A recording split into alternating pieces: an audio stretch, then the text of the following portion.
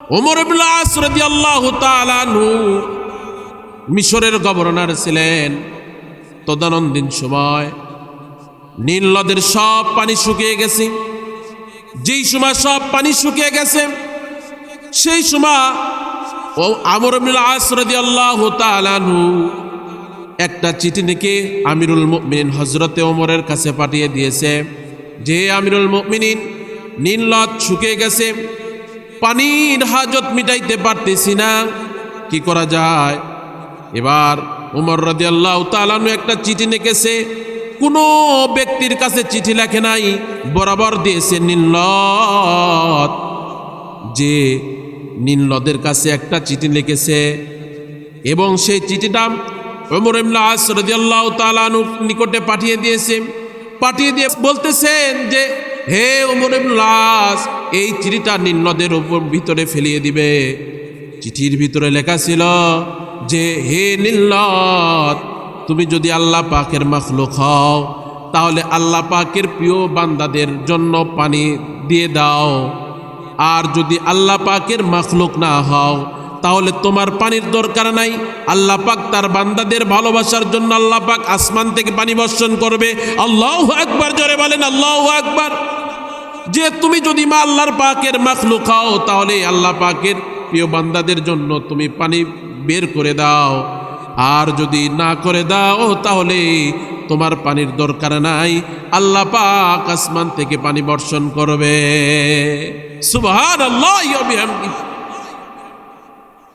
ওমর ইবনে আস রাদিয়াল্লাহু তাআলা রিওয়ায়াত করেন, যেই সময় আমি আমিরুল মুমিনিন হযরতে ওমর ফারুক রাদিয়াল্লাহু তাআলা আনহু চিঠিটা নীল নদের ভিতরে রেখেছি, সাথে সাথে নীল নদের ভিতরে 16 গজ পানির উত্তাল নীল নদের ভিতরে আবির্ভাব হয়ে গেছে। আল্লাহু আকবার, জোরে বলে। 16 গজ পানি আল্লাহ পাক পুরা নীল নদ কি করে দিয়েছে? ভরপুর করে দিয়েছে। মিশরের সবগুলো মানুষ ওই পানি থেকে হাজত মিটাইছে। দেখেন, যদি বান্দা আল্লাহ পাকের পেয়ারা হয়ে যায়, তাহলে দুনিয়ার সবগুলো মাখলুক তার প্রিয় হয়ে যায়। আল্লাহু আকবার, জোরে বলেন। শুধু নীল নদ তা নয়, বাতাস যে আছে এটাও মাখলুক। এই বাতাসটা হযরতে ওমরকে ভালোবাসে। কেমন করে ভালোবাসে? আমিরুল মুমিনিন হযরত ফারুক আজম একদিন মসজিদে নববীতে মিম্বরে বসে খুতবা দিতেছে। খুতবা দেওয়ার সময় ইয়া সারিয়া আল জাবাল আল জাবাল যেই সময় বলছে, সেই সময় মসজিদে নববীতে যারা মুসল্লি ছিল তারা তো ভাবছে কি ব্যাপার, ইয়া সারিয়া আল জাবাল। এটা যেই সময় বলছে, একজন দাঁড়ায় বলে, ইয়া আমিরুল মুমিনিন, সারিয়া তো এখানে নাই, সারিয়া যুদ্ধ করতে গিয়েছে, এখানে নাই। বলে, আমি কথাটা সারিয়াকে বলেছি। আল্লাহু আকবার, জোরে বলেন। ঘটনাক্রমে যেই সময় যুদ্ধ শেষ করে গাজী হয়ে মদিনায় আগমন করেছে, সাহাবীরা জিজ্ঞাসা করেছে, হে সারিয়া, মসজিদ নববীর মেম্বার থেকে যে আমিরুল মুমিনিন আপনাকে ডাকছে, আপনি শুনছেননি?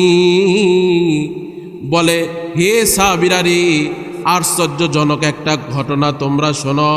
যদি আমিরুল মুমিনিন না ডাক দিত, তাহলে হয়তোবা শহীদ হয়ে শহীদের মর্যাদা আমরা লাভ করে ওখানে মাটি হয়ে যেতাম।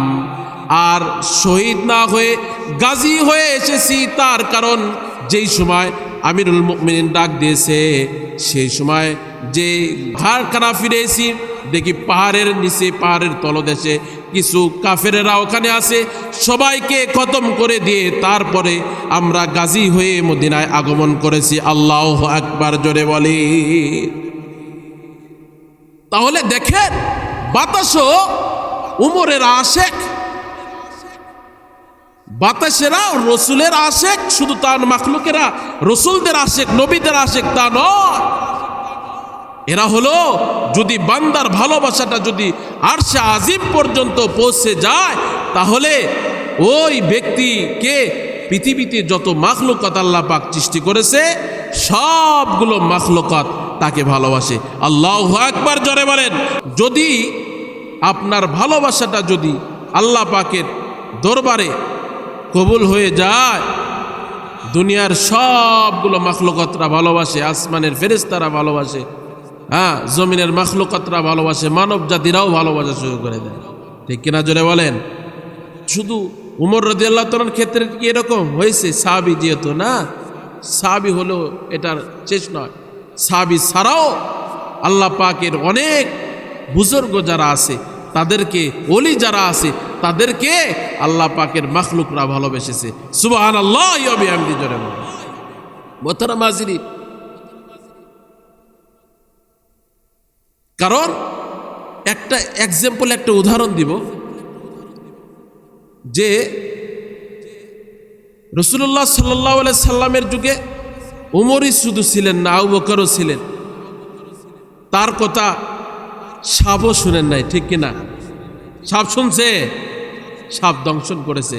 ফলে রাসূলুল্লাহ সাল্লাল্লাহু আলাইহি সাল্লাম আশেক, ওই সাপও আশেক। আল্লাহু আকবার জোরে বলেন। রাসূলুল্লাহ সাল্লাল্লাহু আলাইহি সাল্লামের জীবন আদর্শ আমাদের প্রতিটা ব্যক্তির, বাবা মা থেকে নিয়ে শুরু করে পরিবার পরিজন যারা আছে, সবাইকে রসুলের আখলাক, রসুলের মহাব্বত, রসুলের আদর্শ এটা দোয়া চাই। দিবেন তো ইনশাআল্লাহ? মোহতারাম হাজিরিন, লাস্ট একটা উদাহরণ দেব। এই উদাহরণে আপনারা বুঝে নেবেন যে আল্লাহ পাক শুধু সাহাবীদেরকে, রসুলের মাখলুকাত যারা আছে তারাই ভালোবেসেছে তা নয়। তার কারণ খাজা আব্দুল ওয়াহেদ ইবনে জায়েদ চিশতিয়া রহমতুল্লাহ একটা ছোট্ট একটা এক্সাম্পল, একটা উদাহরণ দেব। এটা উদাহরণ দিয়ে বুঝাইতে চাইছে যে আসলে রাসূলুল্লাহ সাল্লাল্লাহু আলাইহি সাল্লামের সাহাবী ছাড়াও যারা ওলি বুজুর্গ ছিল, তাদেরকেও আল্লাহ রাসূল সাল্লাল্লাহু আলাইহি সাল্লাম তার প্রিয় আশেক হয়েছে বটে, সেই জন্য পৃথিবীর মাখলুকাতে তাকে ভালোবেসেছে। যেমন আমাদের আবু আজদাদ মাহমুদুল হাসান দেওবন্দি রহমতুল্লাহ আলাইহির একটা ঘটনা, খাজা আব্দুল ওয়াহিদ রহমতুল্লাহ ঘটনা একটু পরে গেল। মাহমুদুল হাসান দেওবন্দি রহমতুল্লাহ আলাইহি মাল্টার দ্বীপে ব্রিটিশেরা জেলখানা আবদ্ধ করে রাখছে, জেলখানায় আবদ্ধ করে রাখছে। শুধু বর্তমান জেলখানায়, এই জন্য আদ-দুনিয়া সিজনুল মুমিন ওয়া জান্নাতুল কাফির। এই জামানা জেল জুলুম যা আছে, আলেম ওলামারা জেল খেটেছে, এটা কিন্তু তা না। পূর্বের জগতেই আমাদের পূর্বপুরুষ যারা ছিল তারাও জেল খেটেছে। মাহমুদুল হাসান দেওবন্দি রহমতুল্লাহ আলাইহি মাল্টার দ্বীপে ইংরেজরা তাকে জেলে বন্দী করেছে। জেলের সঙ্গে ছিলেন হুসাইন, আওলাদে রসুল হুসাইন আহমদ মাদানী রহমতুল্লাহ আলাইহি। আল্লাহু আকবার জোরে বলেন। জেলখানার ভিতরে ইংরেজরা বলতেছে কি ব্যাপারে, তো বাইরেও ছিল ইবাদতবন্দি করে, ইবাদতবন্দি বন্ধ করার জন্য ভিতরে আটকাইলাম। এবার দেখতেছি ও ভিতরে ইবাদতবন্দি করে। জেলারকে বলে দিয়েছে, এই জেল সেলের ভিতরে তোমরা একটা বড় আজদা সাপ ঢুকে দাও, যে সাপ মাহমুদুল হাসানকে যেন দংশন করে, তার সঙ্গী আওলাদে রসুল হুসাইন আহমদ মাদানীকে যেন দংশন করে, এটা বলছে। বলার পরে এবার জেলার বড় একটা আজদা সাপ নিয়ে এসেছে। আজদা সাপ নিয়ে এসে ওই জেল সেলের ভিতরে ঢুকে দিয়েছে। যে সময় জেল সেলের ভিতরে ঢুকে দিয়েছে, সেই সময় হুসাইন আহমদ মাদানী রহমতুল্লাহ আলাইহি একটু ভয় পেয়েছে। মাহমুদুল হাসান দেওবন্দি রহমতুল্লাহ আলাইহি বলতেছে, কি বার ওরম কুচুর মুচুর করো কেন? বলতেছে, হযরত, এই যে দেখতেছেন আমি কুচুর মুচুর করতেছি, ওদিকে তাকান। যেই সময় হুসাইন আহমদ মাদানী রহমতুল্লাহ আলাইহি মাহমুদুল হাসান দেওবন্দি রহমতুল্লাহ আলাইহিকে বলছে যে, হযরত, জেল সেলের ভিতরে ওরা আজদা সাপ ছেড়ে দিয়েছে, সেই সময় মাহমুদুল হাসান দেওবন্দি রহমতুল্লাহ আলাই আওলাদে রসুল হুসাইন আহমদ মাদানী রহমতুল্লাহ আলাইকে ডাক দিয়ে বলতেছে, এ হুসাইন রে, তুমি যা দেখতেছো ওর কাজ ও করবে, তোমার কাজ তুমি করো। এই কথা বলে মাহমুদুল হাসান দেওবন্দি রহমতুল্লাহ আলাই জিকির করা শুরু করে দিয়েছে।